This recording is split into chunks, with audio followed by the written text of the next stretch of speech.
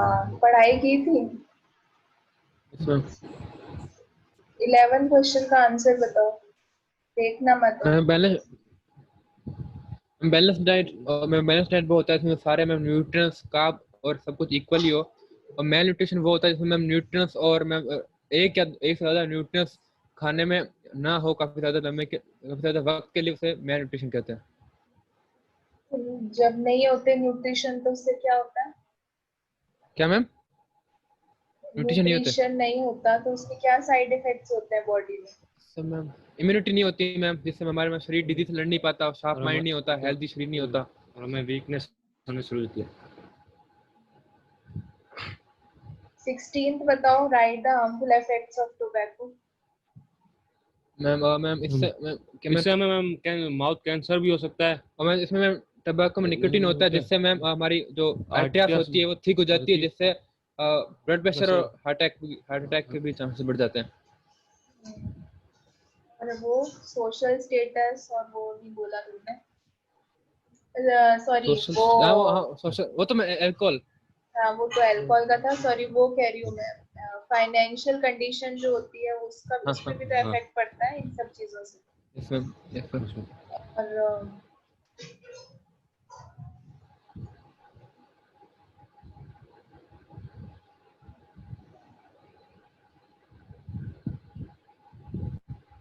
18th बताओ। Ma'am ये disease होती है जिसमें अगर मेल न्यूट्रिशन ना हो तभी डिजीज हो जाती है, जिससे मैम हमारा पेट फूल जाता है और हमारे में हाथ पैर एक शेप में नहीं होते हैं। और इसके वो क्या है, प्रिवेंशन क्या है? प्रिवेंशन, इसमें मैम हमारे मैम खाने में रूटीन होना चाहिए। अच्छा, और एडल्ट्रेशन इन फूड प्रोडक्ट्स क्या होता है? जिसमें मिलावट हो जाती है। मिलावट। और कौन कौन आया है पार्टिसिपेंट्स, कौन कौन है? तुम ही आए हो खाली? हाँ मैम।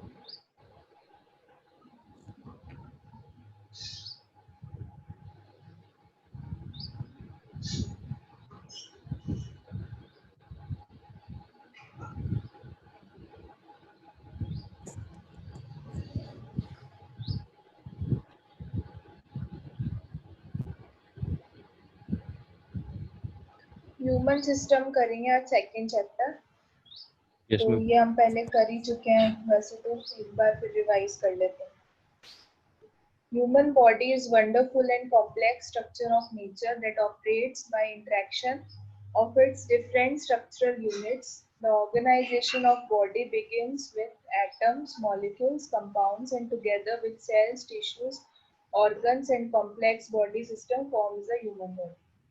तो सबसे जो स्मॉलेस्ट यूनिट होता है हमारी बॉडी का, वो क्या होता है? सेल होता है। और सेल सेल के ऑर्गेनाइजेशन से क्या बनता है? टिश्यू। और टिश्यू टिश्यूज के ऑर्गेनाइजेशन ऑर्गन। से ऑर्गन बनता है। ऑर्गन। और सारे ऑर्गन जब मिल जाते हैं तो हमारी पूरी बॉडी बनती है। तो ये एटम, मॉलिक्यूल और कंपाउंड। एटम क्या हो गया? सेल हो गई। मॉलिक्यूल क्या हो गए? Tissues and organs. टिश्यू। और कंपाउंड हमारी बॉडी।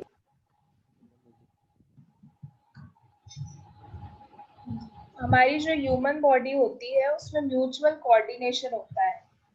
फॉर एग्जाम्पल, सारे ऑर्गन्स एक दूसरे से किसी ना किसी वजह से जुड़े हुए हैं। एक भी अगर फंक्शन नहीं करता तो दूसरा अपना फंक्शन करना बंद हो जाता है। Cell is the basic structural and functional unit of body. सबसे जो स्मॉलेस्ट यूनिट होता है हमारी बॉडी का, वो सेल होता है। And it is a functional unit as well. Functional unit मतलब जो बहुत सारे फंक्शंस परफॉर्म करता है। Different cell work for different body functions. अलग अलग सेल अलग अलग बॉडी फंक्शन परफॉर्म करती है। Group of cells performing similar function constitutes a tissue. एक तरह की सेल्स जो एक ही फंक्शन परफॉर्म करें उनको टिश्यू कहते हैं। टिश्यू में जितनी भी सेल्स होंगी उसमें सारे एक ही फंक्शन परफॉर्म करेंगे।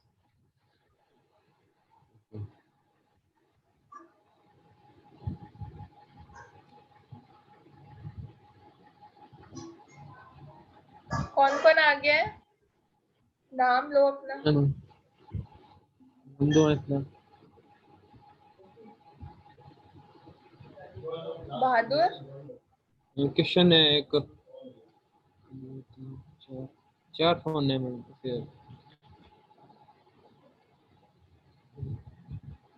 कल क्यों नहीं आए थे किशन तुम? Question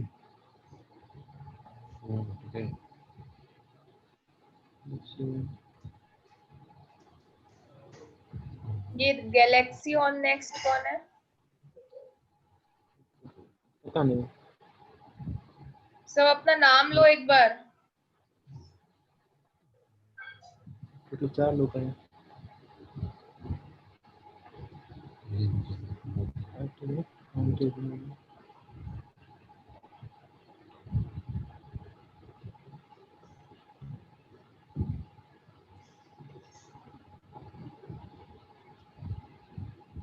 Various organs of body interact with each other to perform a specific function and forms a body system organization. तो हमारे जितने भी ऑर्गन्स होते हैं बॉडी के, वो एक दूसरे से इंटरेक्ट करते रहते हैं, जिससे कि हमारी बॉडी सारे फंक्शंस परफॉर्म कर पाती है. Various organs of body interact with each other to perform a specific function and form a body system organization. For example, digestive system, respiratory system. तो डाइजेस्टिव सिस्टम जो है वो एक स्पेसिफिक फंक्शन परफॉर्म करता है. रेस्पिरेटरी सिस्टम जो है वो एक स्पेसिफिक फंक्शन परफॉर्म करता है. ऐसा तो नहीं है ना कि दोनों सिस्टम एक ही फंक्शन परफॉर्म कर रहे हो? नहीं मैम. समझ आ गया? हाँ. किशन सुनाई दे रहा है तुमको?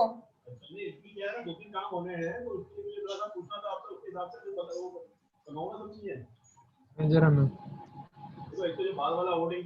Digestive system. Human beings receive the energy and raw organic substances necessary for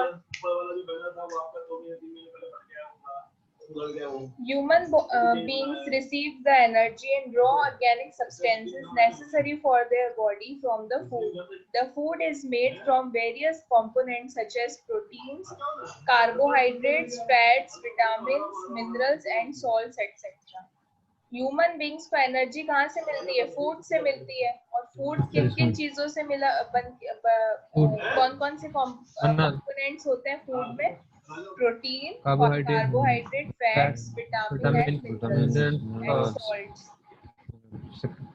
Most of these components present in food are in complex form. तो हमारे डाइजेस्टिव सिस्टम का क्या काम होता है कि जो भी चीजें कॉम्प्लेक्स फॉर्म में हम खा रहे हैं उसको सिंपलर फॉर्म में बदलना. फॉर एग्जाम्पल, जब आप चपाती खाते हो तो उसको च्यू करते हो ना, तो वो कॉम्प्लेक्स फूड सिंपलर फॉर्म में बदलता है. For the absorption in the body the complex food items are simplified. तो एब्जॉर्ब हमारी बॉडी में तभी होगा जब सिंप्लीफाई होंगे food items. To accomplish this process right from the intake of food to defecation, a system comprising of various organs and glands function in a close coordination.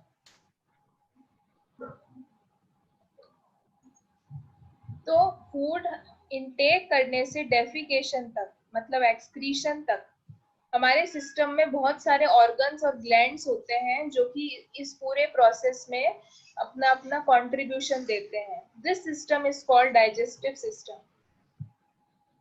In this process of digestion, with the help of various chemical processes and enzymes,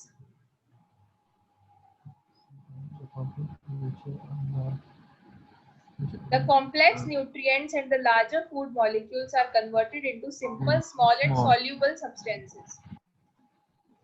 तो जितने भी complex nutrients होते हैं, vitamin हो, carbohydrates हो, protein हो, तो वो सारे कॉम्प्लेक्स न्यूट्रिएंट्स एक सिंपल फॉर्म में कन्वर्ट होते हैं. अगर सिंपल फॉर्म में कन्वर्ट नहीं करेंगे हम तो बॉडी एब्जॉर्ब नहीं कर पाएगी. तो बॉडी में एब्जॉर्प्शन के लिए सिंपल फॉर्म में कन्वर्ट करना जरूरी है. ऑर्गन्स कौन कौन से होते हैं डाइजेस्टिव सिस्टम में? Mouth, pharynx, esophagus, stomach, small intestine, large intestine, and rectum.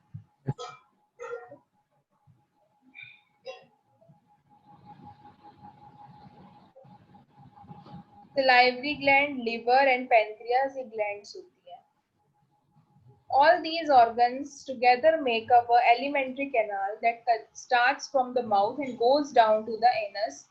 It is about 8 to 10 meter long and it is called digestive canal. तो alimentary canal जो होती है वो माउथ से स्टार्ट होती है और एनस पे खत्म होती है और ये 8 से 10 मीटर लॉन्ग होती है. इसको हम डाइजेस्टिव कैनाल भी कहते हैं. ठीक है, ह्यूमन बॉडी का सिस्टम है.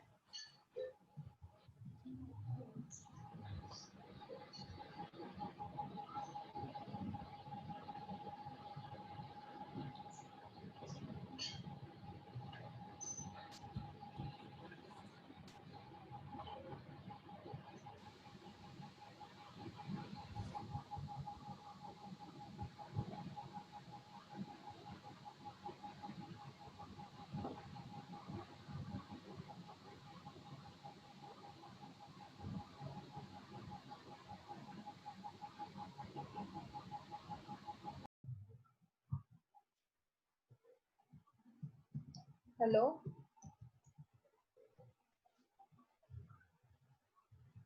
Hello hello ma'am. स्क्रीन दिख रहा है सबको? Yes ma'am.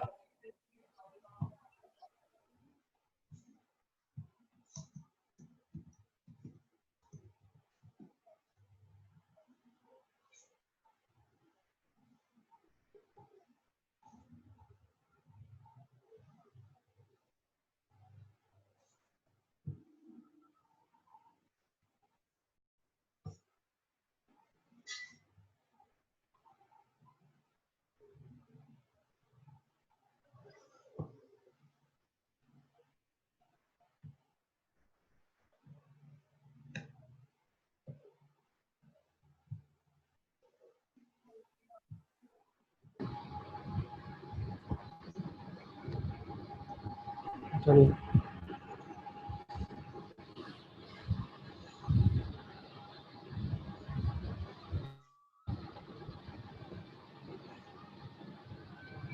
liver gland,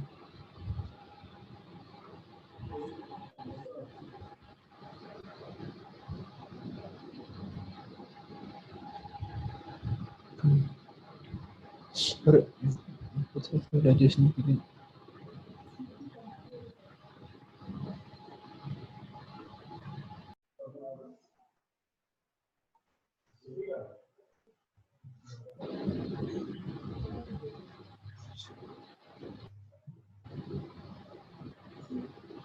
so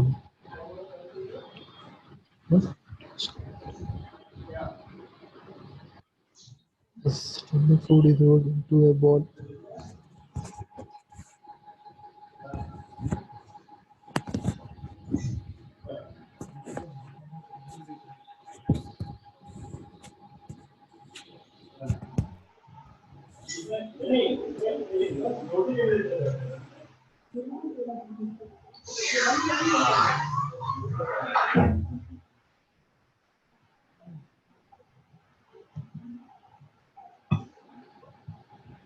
क्या समझ आया अभी तक? इसमें आवाज नहीं आ रही मैम. आवाज नहीं आ रही? वीडियो वीडियो की नहीं आ रही. वीडियो दिख रहा है बस video.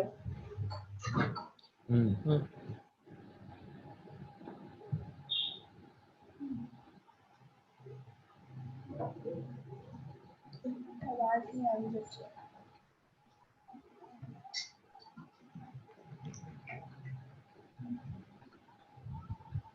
We derive energy for all our physical activities from the food we consume. This energy is obtained because of our digestive system. The process of digestion begins when we put a morsel of food in our mouth.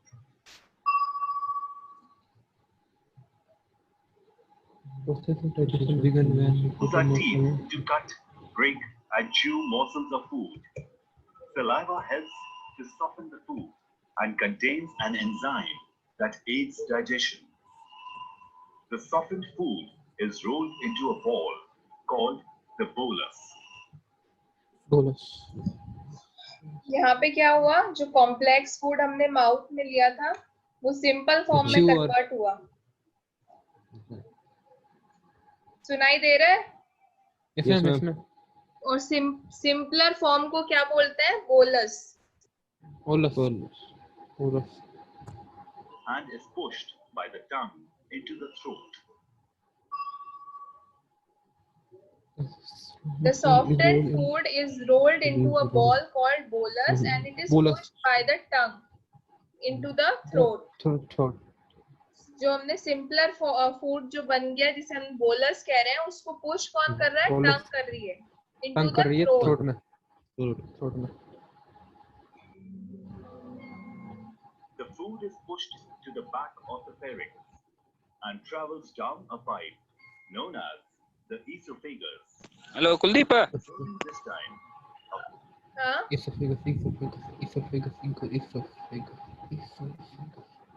अब जो food simple form में convert हुआ था वो किसके through नीचे जा रहा है? ईसोफेगस के थ्रू। टंग इसोफेगस के through flap known as the epiglottis covers the opening of the windpipe and epiglottis क्या काम करता है? विंड पाइप को कवर करता है। को- विंड वो पाइप करता है, मतलब जो बंद कर सांस लेने वाली हमारी नली होती है उसको विंड पाइप कहते हैं। विंड पाइप में खाना नहीं जाना चाहिए तो इसलिए एपिग्लोटिस का काम होता है to cover the wind pipe. ये जो एपिग्लोटिस बना है आगे, समीर ठीक है, इसका काम है विंड पाइप को कवर करना। समझ आ गया यहाँ तक? Yes ma'am prevents the food from entering the trachea. Movement of the food occurs due to a wave-like contraction known as peristalsis. पेरिस्टेलिसिस पढ़ा था ना हमने पहले भी, पिछली क्लास में भी। पेरिस्टेलिक मूवमेंट जिसको कह रहे थे, याद है? पेरिस्टेलिक movement food ma'am.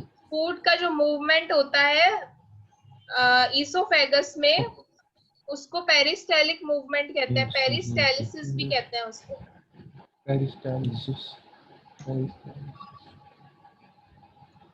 Movement of food occurs due to a wave-like contraction called peristalsis.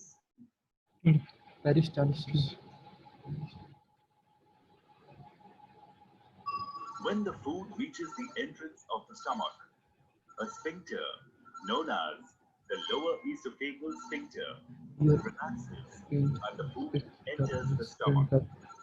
The stomach contains gastric juices that breaks the food into smaller particles or molecules.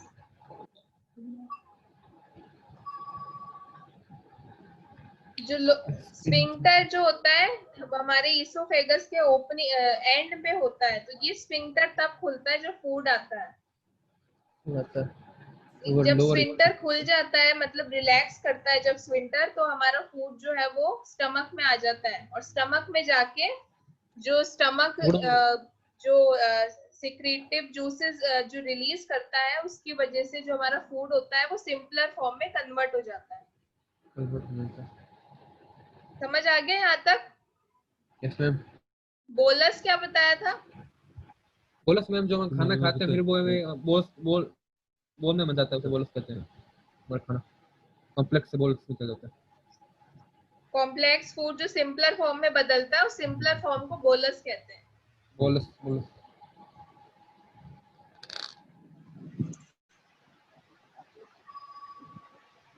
The hydrochloric acid present in the stomach converts the food into chyme.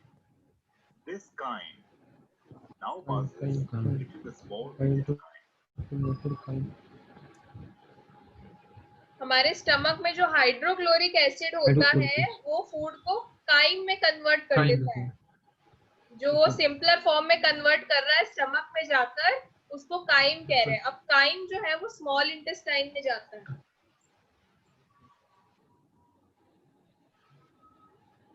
This chyme the stomach through the pyloric sphincter and enters a part of the small intestine known as the duodenum. अब crime जो है वो small intestine के कौन से part में जा रहा है? ड्यूडेनम में. ठीक है. Yes, ma'am. The bile duct and the pancreatic duct from the pancreas releases the secretion into the duodenum. The bile helps अरे काका क्या बच गए रे and the pancreatic juice breaks down other food particles. This aids in the further digestion of food.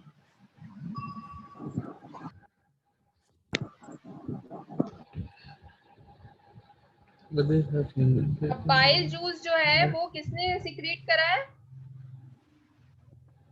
Breaking down fats and the bile juice किसने secrete करा है? Secret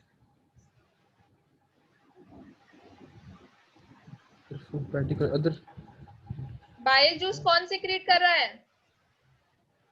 नमक यहाँ पे नहीं देख रहे हो वीडियो में? Liver and gallbladder उसका and the pancreatic duct from the pancreas releases this secretion into the duodenum. The bile helps in breaking down fats and the pancreatic juice breaks down other food particles.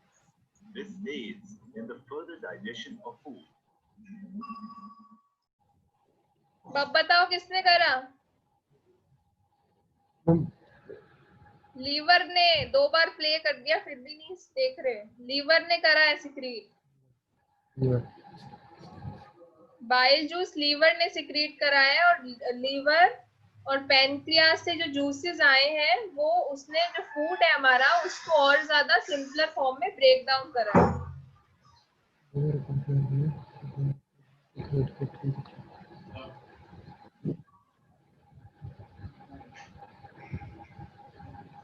Most of the nutrients from the food are absorbed in the small intestine. This occurs in a part of the small intestine known as the jejunum. The food particles are further broken down inside the jejunum. तो जितना ज्यादा जो सबसे ज्यादा हमारा absorption होता है food का वो कौन से पार्ट में होता है? स्मॉल इंटेस्टाइन जेजुनम में होता है. जो स्मॉल इंटेस्टाइन का जो सेकंड पार्ट होता है जेजुनम, वहां पे सबसे जेजुनम. ज्यादा एब्जॉर्प्शन होता है फूड का.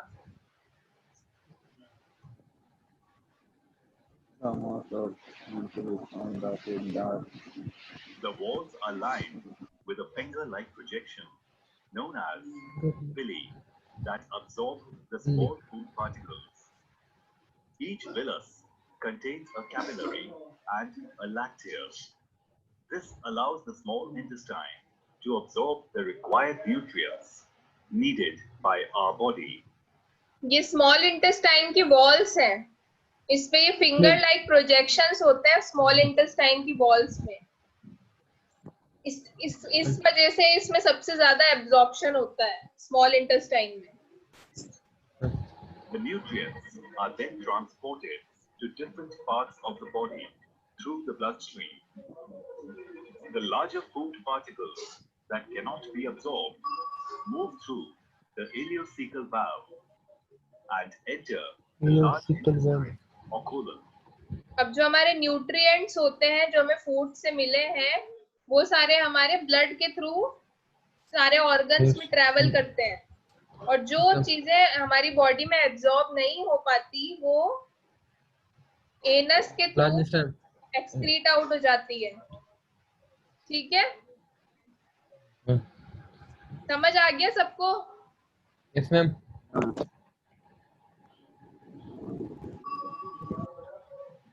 The larger food particles that cannot be absorbed move through the ileocecal valve and enter the large intestine or colon. तो large intestine में ये चला जाएगा जो food particles हमारे absorb नहीं है और anus के through excrete out हो जाएगा.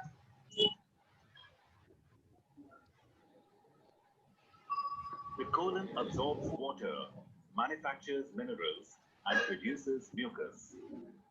The undigested food gradually solidifies as it moves through the colon.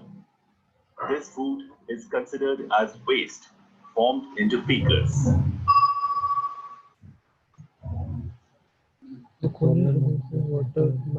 तो जो हमारा वेस्ट फूड है, जो हमारा एब्जॉर्ब नहीं हो पाया बॉडी में, उसको हम क्या कहते हैं? फेकस कहते हैं। फेकस। ये हमारी बॉडी से निकल जाता है फेकस, ठीक है।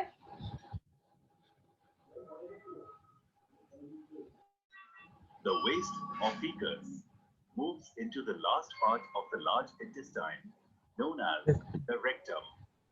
It is ultimately expelled from the anus through the defecation movement.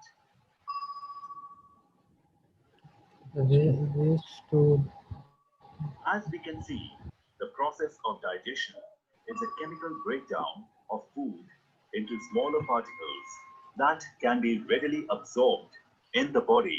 Digestive system. It would be impossible for the body to build and nourish cells.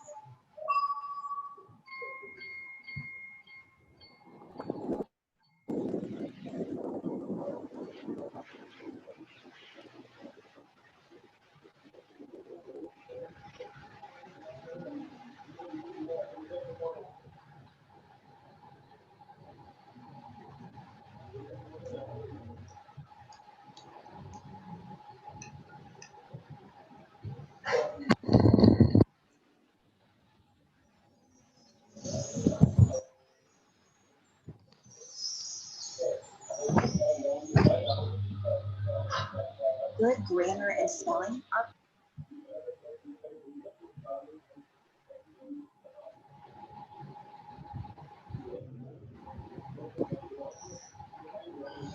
Hello. Yes, ma'am. हाँ, अब मुझे कौन समझाएगा अभी तक जो अपन ने वीडियो में देखा? हम कॉम्प्लेक्स फूड खाते हैं, वो में हम अंदर जाके बोल्स में बदल जाता है। बोलस ये वो टंग के थ्रू हमारे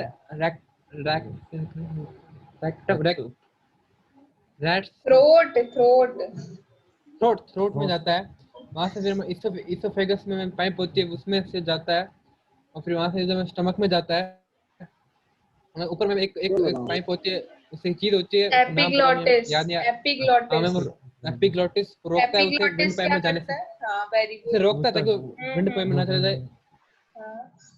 वो स्टमक में जाता है, वहां पर हाइड्रो ऑक्साइड एसिड होते हैं, जो उसे हाइड्रोक्लोरिक एसिड जो उसमें काइम में बदल देते हैं।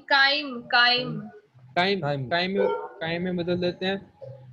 उसके बाद में वो जाता है स्मॉल इंटेस्टाइन में, लीवर के थ्रू। नहीं, लीवर के थ्रू क्यों? स्फिंक्टर स्फिंक्टर ओपन होता है स्मॉल इंटेस्टाइन का।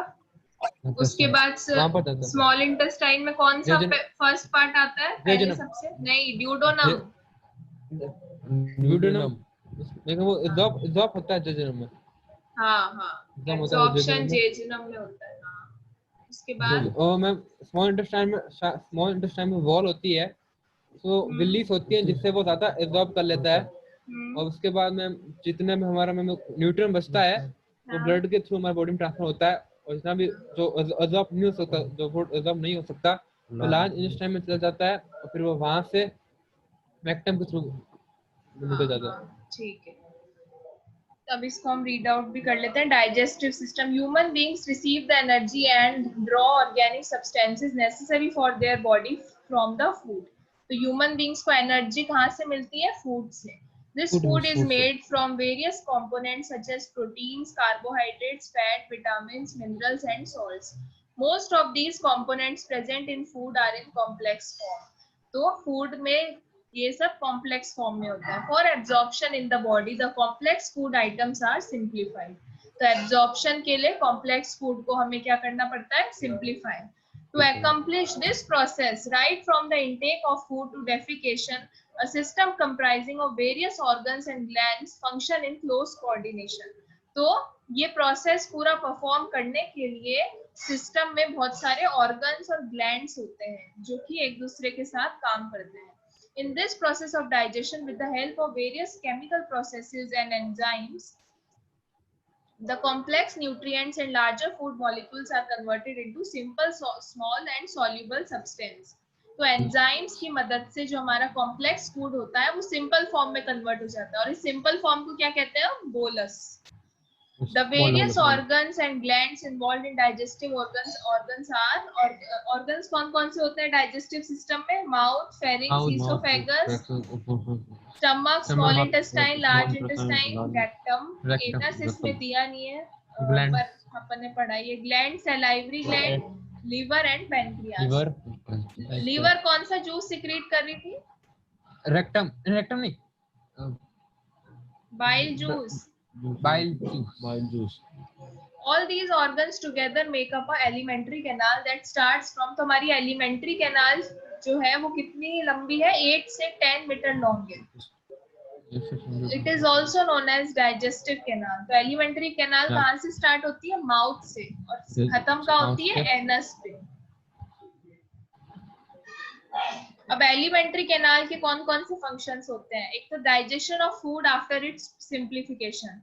डाइजेशन कहाँ पर हो रहा था फूड का? डाइजेशन फूड का स्टमक में. स्टमक में. और एब्जॉर्प्शन कहाँ हो रहा था? Small intestine. Very good, small intestine. Movement of food from mouth to anus. तो ये सारे काम एलिमेंट्री कैनाल के होते हैं. The digestive juices secreted by various glands present in the digestion canal और present elsewhere are responsible for the digestion of the food.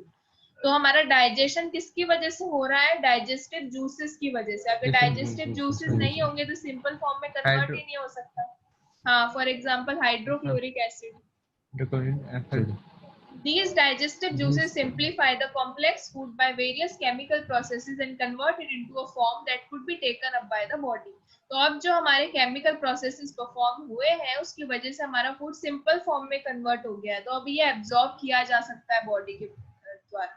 Many nutrients are found in the digested food such as protein. तो हमारे यही बार बार ये लिखना है कि protein होता है फूड में, carbohydrate, fats, mineral, salt, vitamin, water, ये सब हमारे फूड में होता है जिससे हमें एनर्जी मिलती है.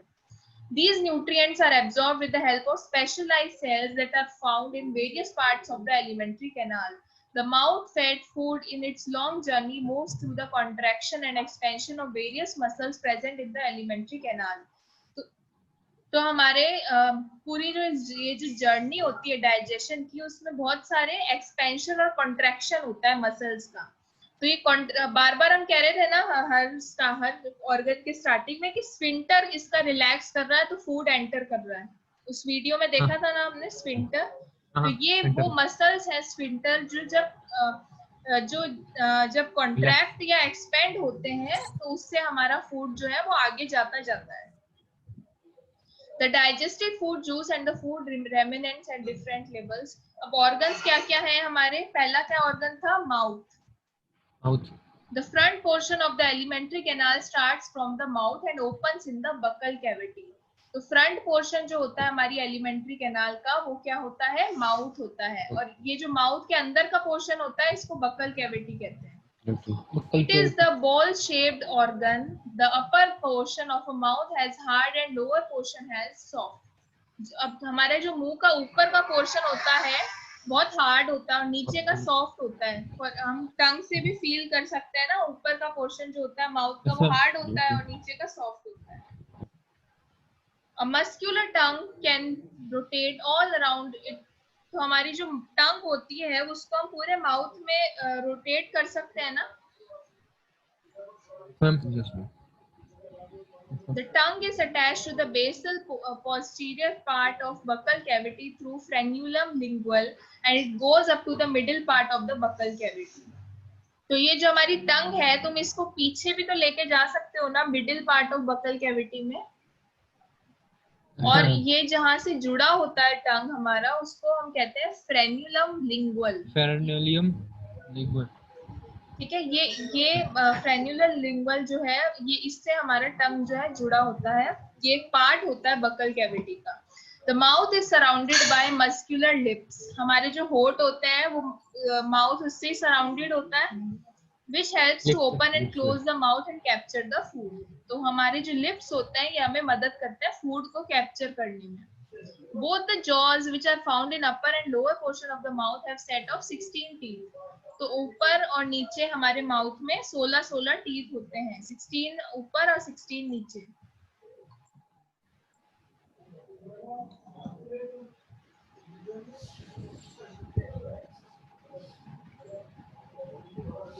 All the teeth are located in a coop found in the jaw. Such a mold is called gum. तो दाढ़ होती है हमारी, गम जिसे कहते हैं, उसमें तो टीथ हमारे सारे मोल्डेड होते हैं ना, जुड़े हुए होते हैं. This position of jaw and teeth is called thecodont. Thecodont इसे कहते हैं इस अरेंजमेंट को, जो हमारे पूरे माउथ का अरेंजमेंट होता है गम्स का और टीथ का, इसको thecodont कहते हैं. Humans have diphodont type of teeth arrangement in which two different types of teeth. एक हमारे वो मिल्क दूध के दांत कहते हैं ना, जो बचपन में टूट जाते हैं, उसको मिल्क टीथ या टेम्पररी टीथ कहते हैं. और जो परमानेंट टीथ होते हैं वो हमारे पूरी जिंदगी चलते हैं. जो अब है हमारे वो परमानेंट टीथ है. अब टीथ के 4 टाइप्स होते हैं: incisors, canines, premolars, molars. Incisors किसके काम आते हैं? कटिंग ऑफ फूड के. ठीक है, दे कम एट 6 months of age. 6 महीने के बच्चे में ही वो इंसाइजर्स आ जाते हैं और इनका काम क्या होता है? कटिंग ऑफ फूड में. कैनाइन्स, कैनाइन्स का काम होता है टीयर करना और चॉप करना फूड को. टीयर मतलब फाड़ना. फॉर एग्जांपल जो मीट खाते हैं उनमें उनके कैनाइन्स काम आते हैं मीट को टीयर करने में.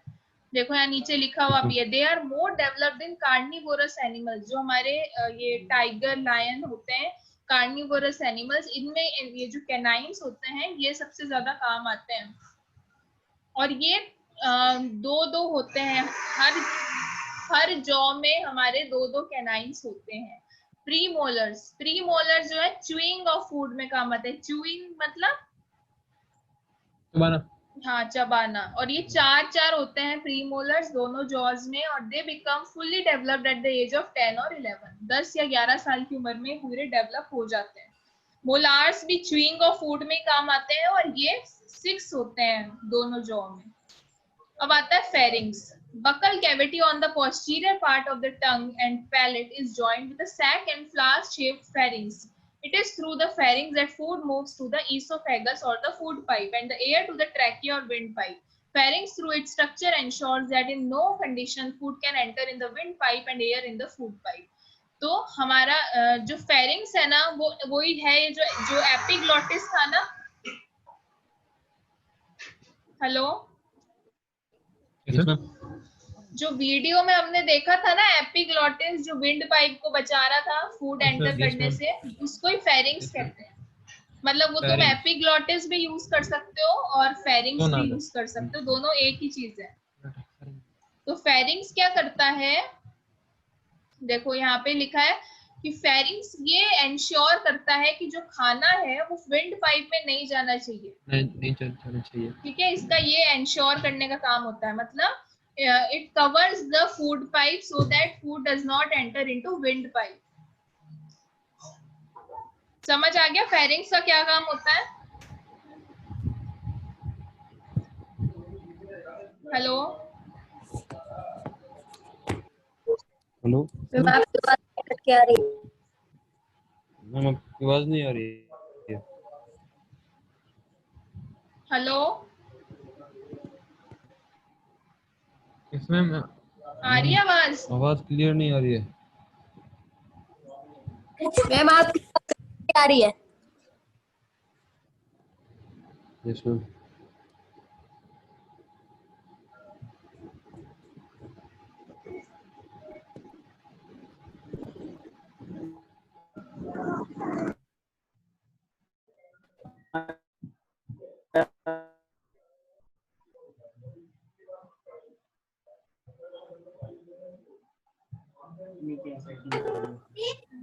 बहादुर बोल रहे हैं, बहादुर.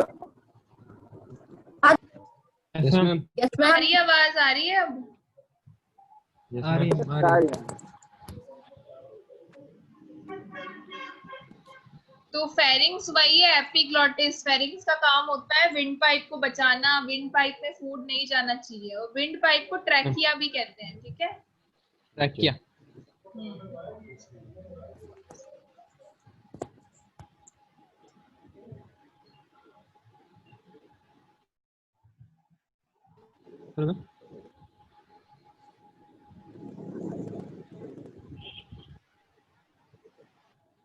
अब जो हमारा फेरिंग्स होता है, हेलो हेलो हेलो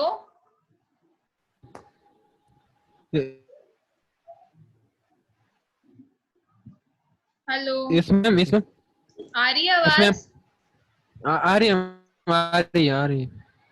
फेरिंग्स के 3 पार्ट्स होते हैं, नेजोफेरिंग्स, ओरोफेरिंग्स, लैरिंग्स, ठीक है। ये सारे इसके पार्ट्स होते हैं। ईसोफेगस, ईसोफेगस हमने पढ़ा ही था, 25 सेंटीमीटर होता है। It starts from the lower part of pharynx, move through the cervix and thoracic region and diaphragm and enters into the upper part of the abdomen. Abdomen मतलब वही stomach हो गया। इसका जो अपर पार्ट होता है ईसोफेगस, वो वहीं एंटर कर रहा था, हमने वीडियो में भी देखा था। स्टमक का जो अपर पार्ट था उसका स्फिंक्टर रिलैक्स कर रहा था, तो हमारा ईसोफेगस वहां पे फूड को पहुंचा रहा था स्टमक में। तो स्टमक का मेनली यही काम होता है कि वो बकल कैविटी से फूड को वो फेरिंग से फूड को कहाँ ले जाता है, स्टमक में। फूड को स्टमक में। हाँ, देखो, the main work of oesophagus is to bring the food from the mouth cavity to the stomach. तो ईसोफेगस का क्या काम है, माउथ से स्टमक पे ले जाना फूड। पेरिस्टालिसिस पढ़ा था उसमें वीडियो में। पेरिस्टालिसिस क्या था, मसल्स का कॉन्ट्रैक्शन जो हो रहा है जिसकी वजह से हमारा फूड जो है मूव कर पा रहा है आगे, उसको पेरिस्टालिसिस मूवमेंट कहते हैं। The muscles present in the oesophagus provide a special movement called peristalsis movement to the food. Food जो है इसी की इस पेरिस्टालिसिस मूवमेंट की वजह से ही आगे बढ़ पाता है ईसोफेगस में। Through this movement, food moves to the stomach and a flap or lid made up of special tissue is present at the top of the esophagus. This flap is known as epiglottis, and at the time of swallowing of food, the epiglottis closes and prevents the food from entering the trachea. तो epiglottis जो है हमारा बंद हो जाता है, flap like structure होता है, बंद हो जाता है जब हम खाना खाते हैं, जिससे हमारे विंड पाइप में खाना ना जा सके। विंड पाइप को ट्रैकिया भी कहते हैं। अब आता है स्टमक। स्टमक एक जे शेप स्ट्रक्चर होता है जो कि ईसोफेगस और ड्यूडेनम के बीच में होता है। ईसोफेगस से आ रहा था हमारा खाना और स्टमक के नीचे क्या था, स्मॉल इंटेस्टाइन। स्मॉल इंटेस्टाइन का फर्स्ट पार्ट क्या था, ड्यूडेनम। ड्यूडेनम। हाँ, तो ईसोफेगस और ड्यूडेनम के बीच में क्या है, स्टमक।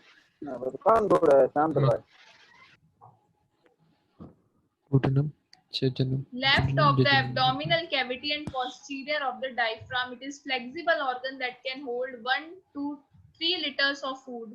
तो हमारे स्टमक में 1 से 3 लीटर ऑफ फूड तक आ सकता है। और स्टमक के कितने पार्ट्स हैं, 3 पार्ट्स हैं, cardiac portion, pylorics and fundus portion. Cardiac portion, this is the larger left portion where the oesophagus enters in the stomach. तो कार्डियक पोर्शन जो है सबसे पहला और लार्जर पोर्शन है जहाँ पे ईसोफेगस एंटर हो रहा है स्टमक में। पाइलोरिस जो है, this is the smaller and right portion through which the stomach joins the small intestine and it's content flow out of the stomach. तो पाइलोरिस से हमारा जो फूड होता है वो स्टमक से बाहर निकल जाता है और ये एंटर कर जाता है स्मॉल इंटेस्टाइन में। स्मॉल इंटेस्टाइन में जब एंटर करेगा तो कौन से पार्ट में जाएगा, फूड। हाँ, स्मॉल इंटेस्टाइन में जब एंटर करेगा फूड तो कौन से पार्ट में जाएगा सबसे पहले, सबसे पहले ऑर्डिनम। ऑर्डिनम ओर्डिनम तो कुछ है ही नहीं, ड्यूडेनम। ड्यूडेनम। फिर आता है fundus portion. This is the portion which lies in between the above two portion. It is present just under the diaphragm. तो डायफ्राम जो होता है वो हमारे हार्ट की कवरिंग होती है एक तरह से। हार्ट की कवरिंग डायफ्राम पढ़ा था ना ये हमने पिछली क्लास में, मतलब 9th में भी पढ़ा था डायफ्राम्स। फंडस पोर्शन जो होता है जस्ट अबव द डायफ्राम होता है। Two muscular sphincters are also found in the stomach. These two muscles control the passage of the content present in the stomach. तो हमारे स्टमक में दो स्फिंक्टर्स थे, स्फिंक्टर आ रहे थे ना वीडियो में। तो एक कार्डियक स्फिंक्टर होता है, एक पाइलोरिक स्फिंक्टर होता है। स्फिंक्टर नहीं था जो ईसोफेगस जैसे खत्म हो रहा था, ईसोफेगस फूड को जब स्टमक में ला रहा था, तो स्टमक में सबसे ऊपर एक स्फिंक्टर था ना, जब वो रिलैक्स कर रहा था तभी फूड स्टमक में आ पा रहा था। यस मैम, तो फूड नीचे हाँ, तो this divides the pharynx and the stomach and do not allow the movement of acidic food from the stomach back to the esophagus and pharynx. तो इसका स्फिंक्टर का क्या काम होता है कि जो खाना आगे चला गया उसको वापस आने से रोकता है। फॉर एग्जाम्पल, अगर स्टमक से फूड ड्यूडेनम या स्मॉल इंटेस्टाइन में चला गया है तो वो वापस ना आ सके फूड, इसलिए स्फिंक्टर है। समझ आ गया? हेलो मैम, जब उल्टी होती है तब मैम शायद ये काम नहीं करता, इसकी वजह से होती है ना? हाँ हाँ, पर जनरली तो ऐसा नहीं होता ना, कभी कभार। हाँ, तो इसलिए स्फिंक्टर का काम यही होता है कि हमारे फूड को वापस नहीं आने देता। Acidic food from the stomach back to the oesophagus. Stomach में जब एक बार खाना पहुंच गया तो वो ईसोफेगस या फेरिंग्स में नहीं आना चाहिए वापस। पाइलोरिक स्फिंक्टर का क्या, it divides the stomach and the small intestine and control the movement of food from the stomach to the small intestine. Pyloric sphincter क्या काम करता है कि जो फूड एकदम आया है स्टमक में वो एकदम से स्मॉल इंटेस्टाइन में नहीं जाना चाहिए, पहले वहां पे स्टमक में उसका प्रॉपर सिंपलर फॉर्म में उसको कन्वर्ट होना चाहिए, उसके बाद ही स्मॉल इंटेस्टाइन में जाना चाहिए। तो स्फिंक्टर्स कहाँ लगा, ये पाइलोरिक स्फिंक्टर कहाँ लगा होता है? At the end of the stomach, stomach के एंड में लगा रहता है, जो कि हमारा फूड को स्टमक से स्मॉल इंटेस्टाइन में जाने से रोकता है। समझ आ गया दोनों स्फिंक्टर्स?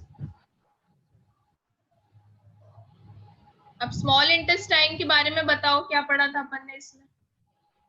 इसमें फूड जाता है डोडोनम में जाता है, उसके बाद में जेजुनम जाता है, जेजुनम में हमारा जितना फूड होता है वो क्या कहते हैं, एब्जॉर्ब होता है।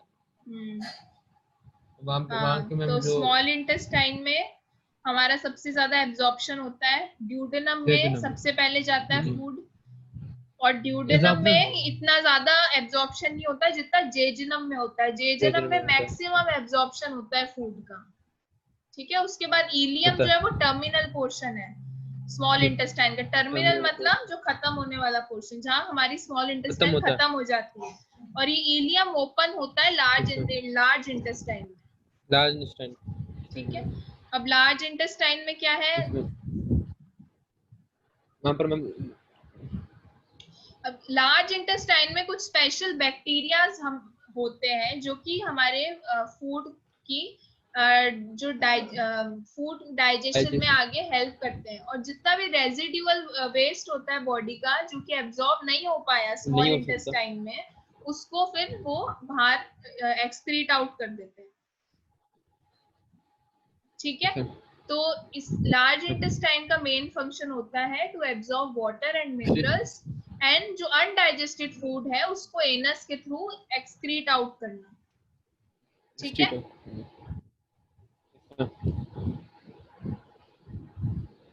अब लार्ज इंटेस्टाइन के 3 पार्ट्स दिए हुए हैं इसमें। Cecum, this part is associated with ileum. Here the further portion of the digested food that comes from ileum takes place and the remaining waste is passed to the colon. Less than 1 minute है अभी, इसमें अभी कभी भी video बंद हो जाएगा, ठीक है। अभी जब तक चल रहा है मैं पढ़ा रही हूँ।